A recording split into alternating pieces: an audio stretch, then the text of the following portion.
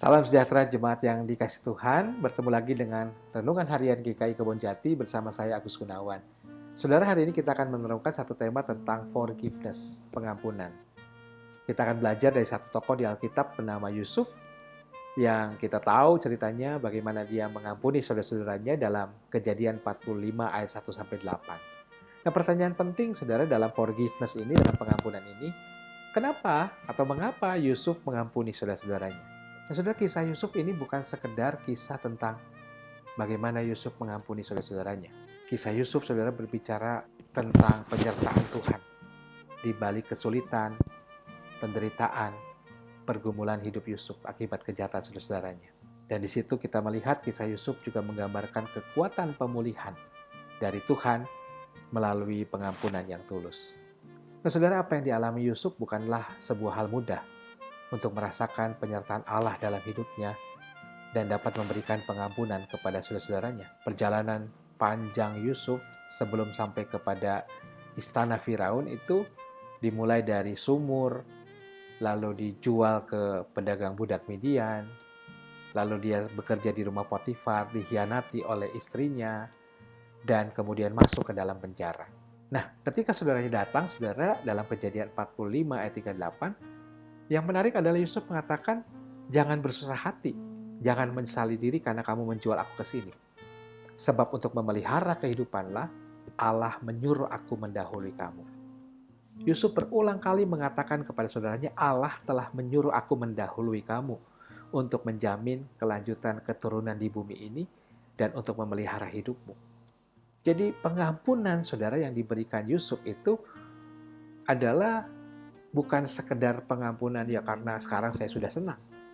Tapi kalau kita coba merefleksikan, saudara, kisah Yusuf ini adalah kisah tentang menjalani visi dari Allah dengan sebaik-baiknya. Bagaimana kita melihat Yusuf menjalani momen kehidupannya itu dengan sebaik-baiknya meskipun situasi dan kondisinya tidak menyenangkan. Kisah ini juga berbicara tentang bagaimana kita melihat Allah terlibat langsung dalam perjalanan seseorang untuk menjalankan visi darinya. Dan kisah ini juga pada akhirnya mengajarkan kita untuk tetap berkomitmen dan mengerjakan bagian kita dengan sebaik-baiknya sampai kita tahu bagian akhir dari perjalanan akhir hidup kita itu bersama dengan Tuhan seperti apa. Nah, maka itu saudara, kalau kita melihat ujungnya Yusuf bisa mengampuni saudaranya, maka kita harus melihat keseluruhan perjalanan Yusuf sepanjang hidupnya. Sejak awal, saudara, Yusuf memiliki kualitas hidup yang baik. Ketika usianya 17 tahun, ia menjadi pribadi yang berintegritas. Dia menunjukkan daripada bermufakat dengan saudara-saudaranya, ia lebih memilih untuk menyampaikan kejahatan saudara-saudaranya kepada ayahnya. Maka bukan sekedar karena Yusuf lahir dari istri tercinta bernama Rahel, Yakub mengasihi Yusuf dibanding anak-anak yang lainnya karena dia melihat integritas itu. Tapi justru inilah yang menjadi dasar kebencian saudara-saudara Yusuf. Laporan yang diberikan Yusuf dan kebencian yang dimiliki oleh saudara Yusuf, saudara, tentu saja menutup hati pemikiran mereka. Dampak selanjutnya mereka tidak mau menyapa Yusuf dengan ramah. Ya, hal ini diperparah dengan mimpi yang kita boleh lihat ini sebagai visi dari Allah. Dan di situ kita melihat Allah jelas memang memilih Yusuf untuk tugas melindungi keluarga Yakub di Mesir karena standar-standar moral dan pengabdiannya kepada Allah dan hukum-hukumnya jelas lebih tinggi daripada saudara-saudaranya. Maka itu saudara, kualitas Yusuf itu dari awal memang sudah luar biasa. Bahkan Yusuf pergi mencari saudara-saudaranya sesuai dengan perintah Yakub untuk melihat keadaan mereka sampai ke Dotan.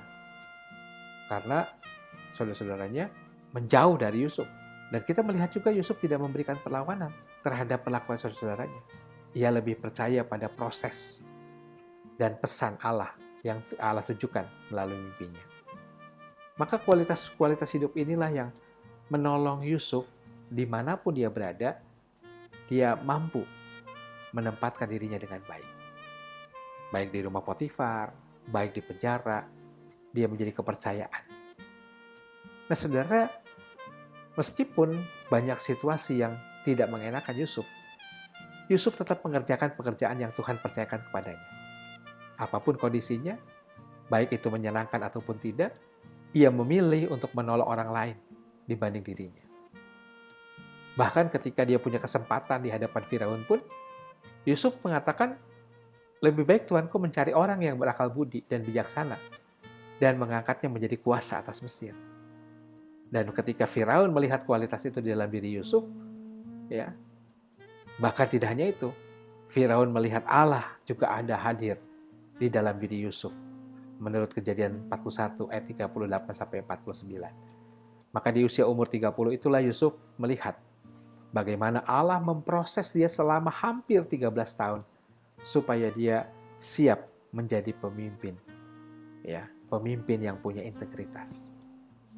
Nah, kualitas Yusuf inilah saudara yang ketika saudara datang tidak ada lagi kenapa, tapi karena memang dia punya keintiman dengan Tuhan itulah yang membuat dia bisa melihat peristiwa hidupnya secara keseluruhan itu dan dimaknainya dengan benar.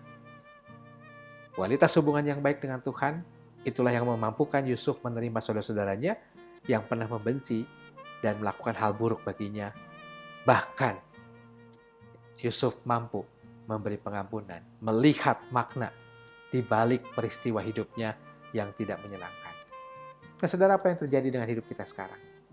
Mungkin kita juga mengalami apa yang seperti dialami Yusuf. Tapi mari kita melihat secara keseluruhan perjalanan hidup kita. Milikilah kualitas perjalanan iman seperti Yusuf yang punya hubungan yang baik dengan Tuhan.